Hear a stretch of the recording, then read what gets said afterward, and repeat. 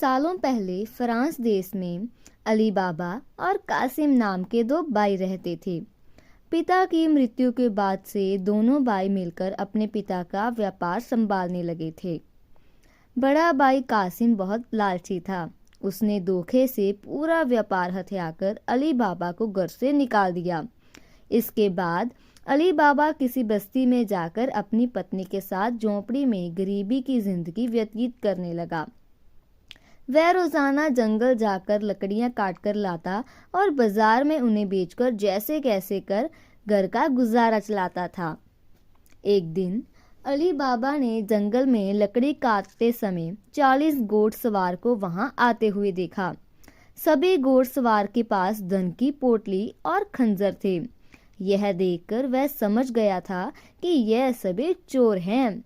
अली बाबा एक पेड़ के पीछे छिपकर उन्हें देखने लगा। तभी सभी घोड़सवार एक पहाड़ के पास जाकर खड़े हो गए। तभी चोरों के सरदार ने पहाड़ी के सामने खड़े होकर बोला, खुल जा सिम सिम। इसके बाद पहाड़ में से एक गुफा का दरवाजा खुला। सारे घोड़सवार उस गुफा के अंदर चले गए। अंदर जाकर उन्होंने बोला, बंद हो जा सिम सिम, और गुफा का दरवाजा बंद हो गया।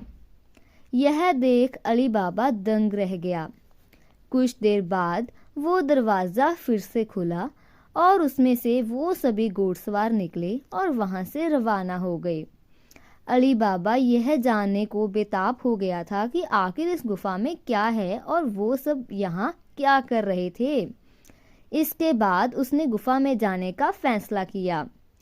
वह उस पहाड़ के सामने गया और बार बार चोरों के सरदार के शब्द बोलने लगा, खुल जा सिम सिम, खुल जा सिम सिम। गुफा का दरवाजा खुल गया। अली बाबा गुफा के अंदर गया और उसने देखा कि वहां सोने की पोटलियां, अशरफियां, गहने आदि रखे थे। चारों तरफ खजाना ही खजाना था। यह सब देखकर उसकी खुशी का ठिकाना नहीं रहा था। उसे मालूम हो गया कि वो चोर सारा चोरी का सामान यहाँ आकर छुपाते हैं। अली बाबा ने वहां से एक पोटली में सोने की अशरफियां भरी और घर चला आया। घर जाकर अली बाबा ने इस पूरे किस्से के बारे में अपनी पत्नी को बताया। एक सार इतनी सारी अशरफियां देखकर उसकी पत्नी हैरान रह गई और अशरफियों को गिनने बैठ गई। तभी अली बाबा ने बोला कि ये इतनी अशरफियां हैं कि इन्हें गिनते गिनते रात हो जाएगी। मैं गड्ढा खोदकर इन्हें छुपा देता हूँ, जिससे किसी को भी हम पर शक ना हो। अली बाबा की पत्नी बोली, मैं इतनी गिनती तो नहीं कर सकती, लेकिन अंदाजे के लिए इन्हें तोल तो सकती हूँ। अली बाबा की पत्नी भागती हुई कासिम के घर गई और उसकी पत्नी से गेहूं को तोलने के लिए तराजू मांगने लगी। यह देखकर कासिम की पत्नी को उस पर शक हुआ। उसने सोचा, इन गरीब लोगों के पास अचानक इतना अनाज कैसे आ गया हो। वो अंदर गई और तराजू के नीचे गोंद लगाकर लाई और उसे दे दिया। रात को अली बाबा की बीवी ने सारी अशरफियां को तोला और तड़के सुबह उनका तराजू लौटा आई। कासिम की पत्नी ने तराजू को उल्टा करके देखा तो उस पर सोने की एक अशरफी चिपकी हुई थी। उसने यह बात अपने पति को बताई। कासिम और उसकी पत्नी यह जानकर जल भुन गए। दोनों को रात भर नींद नहीं आई। सुबह होते ही कासिम अली बाबा के घर गया और उससे धन का स्रोत पूछने लगा। यह सुनकर अली बाबा ने कहा, आपको कोई गलतफहमी हुई है, मैं तो एक मामूली सा लकड़हारा हूँ। कासिम ने बोला कि तुम्हारी बीवी कल हमारे घर से अशरफियों को तोलने के लिए तराजू लेकर गई थी। यह देखो, ये अशरफी तराजू पर चिपकी मिली है। सब सच बताओ, नहीं तो मैं सबको बता दूंगा कि तुमने चोरी की है। यह सुनकर अली बाबा ने सच सच सारी कहानी बता दी। कासिम के मन में लालच आ गया। उसने खजाना हथियाने का प्लान बनाया और अगले दिन गुफा पहुंच गया। वह अपने साथ एक गधा भी लेकर गया ताकि वह उस पर खजाना लदकर घर ला सके। गुफा के सामने पहुंचकर उसने अली बाबा के जैसे वहां पर बोला, खुल जा सिम सिम। ऐसा बोलते ही गुफा का दरवाजा खुल गया। अंदर पहुंचकर चारों तरफ खजाना देखकर वह बौचक्का रह गया।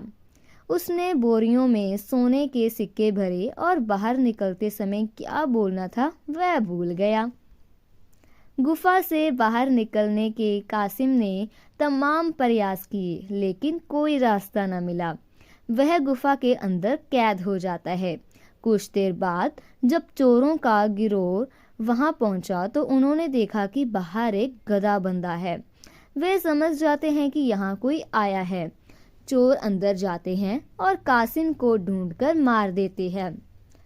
इधर जब कासिम घर नहीं पहुंचता तो उसकी पत्नी परेशान हो जाती है और अली बाबा के घर जाकर बड़े भाई को ढूंढकर लाने के लिए बोलती है। अली बाबा ढूंढता हुआ गुफा के पास पहुंचा तो वहां उसने भाई के गधे को घास चरते हुए देखा। वे समझ जाता है कि कासिम अंदर गया था और चोरों ने उसे पकड़ लिया है। अली बाबा जब गुफा के अंदर गया तो उसे कासिम की लाश मिली।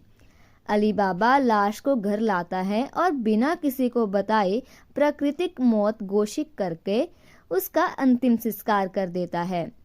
कासिम की पत्नी के कहने पर अली बाबा और उसकी पत्नी कासिम का व्यापार संभालने लगते हैं और उसके साथ रहने लगते हैं।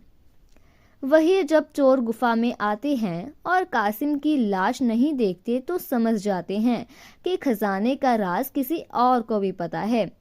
वह गांव में जाकर पता लगाते हैं कि कुछ दिनों में किसके घर में मौत हुई थी। चोरों को अली बाबा का घर मिल जाता है। चोर ने उसके घर के बाहर क्रॉस का निशान लगा दिया, जिससे रात के समय उन्हें उसका घर समझने में आसानी हो। वही अली बाबा ने जब अपने घर के बाहर क्रॉस का निशान लगा देखा तो वह समझ गया कि चोरों ने घर का पता लगा लिया है। उसने वहां वैसे ही निशान सभी के घर के बाहर भी बना दिए। रात में जब चोर आए तो सबके घर के सामने वैसा निशान बना देखकर दुविधा में पड़ गए और वापस चले गए। चोरों का सरदार चुपचाप बैठने वालों में से नहीं था। उसने उस मोहल्ले में अपने आदमी को भेजकर यह पता लगवाया कि हाल फिलहाल में कौन शख्स यहाँ पर अमीर हुआ है।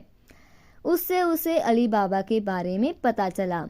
उसने उसका घर अच्छे से पहचाना और रात के समय में तेल व्यापारी बनकर उसके घर पहुंचा। वह अपने साथ तेल के 40 पीपों को लेकर गया, जिसमें से 39 में चोर और एक में तेल का पीपा था। उसने सोचा कि रात में जब सो जाएंगे तो वे सब मिलकर अली बाबा को मार देंगे। उसने अली बाबा से दोस्ती की और रात को उसके घर पर ठहरने की इजाज़त मांगी। अली बाबा ने उसको खाना खिलाया और रात को रुकने की इजाज़त दे दी। अली बाबा की पत्नी को तेल के व्यापारी पर शक हुआ। उसने सारे पीपों को खटाखट कर देखा और वह समझ गई कि एक पीपे में तेल है और बाकी सब में आदमी है। उसने तभी एक तरकीब निकाली। उसने तेल वाले पीपे से तेल निकाला और गर्म कर बाकी पीपों में डाल दिया। सारे चोरों की मौत हो गई। रात में जब सरदार ने चोरों को निकलने का इशारा किया तो एक भी चोर बाहर नहीं निकला। उसने पीपों को खोलकर देखा तो सभी चोर मर चुके थे। यह देखकर वह इतना डर गया कि अपनी जान को बचाने के लिए वह तुरंत वहां से भाग गया। सुबह अली बाबा की पत्नी ने ये सारी बात अली बाबा को बताई, जिसे जानकर वह बहुत ही खुश हुआ। अब उन 40 चोरों के सारे खजाने का अकेला मालिक अली बाबा था। वह देश का सबसे अमीर शख्स बन गया था और खुशी खुशी अपनी बीवी और बच्चों के साथ रहने लगा था। तो दोस्तों, इस कहानी से हमें यह सीख मिलती है कि लालच मनुष्य का दुश्मन है। लालच करने से सब काम खराब हो जाते हैं, इसलिए कभी भी लालच नहीं करना चाहिए। ऐसी और मज़ेदार कहानियाँ सुनने के लिए हमारे इस चैनल को लाइक एंड सब्सक्राइब करें। Thank you.